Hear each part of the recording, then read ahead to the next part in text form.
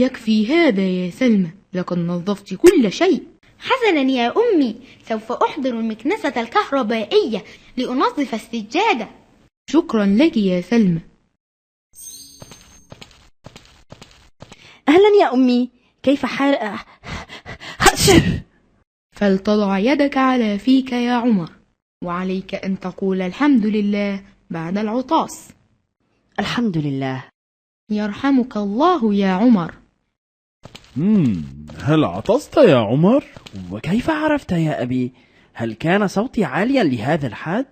لا يا عمر، لقد توقعت هذا عندما سمعت أمك تشمته.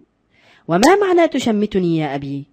التشميت هو الرد على العاطس بعد أن يحمد الله، فقد قال رسول الله صلى الله عليه وسلم: إذا عطس أحدكم فحمد الله تعالى فشمتوه، فإن لم يحمد الله فلا تشمتوه. وقد نحمد الله قائلين: الحمد لله رب العالمين، كما علمنا الرسول صلى الله عليه وسلم. لقد سمعت إحدى جاراتنا بعد أن عطست تقول: الحمد لله على كل حال. ويجوز هذا القول أيضا.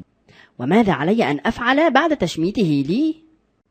إذا قال لك يرحمك الله فقل: يغفر الله لنا ولك، أو قل: يهديكم الله ويصلح بالكم، هكذا تعلمنا من رسولنا الكريم صلى الله عليه وسلم.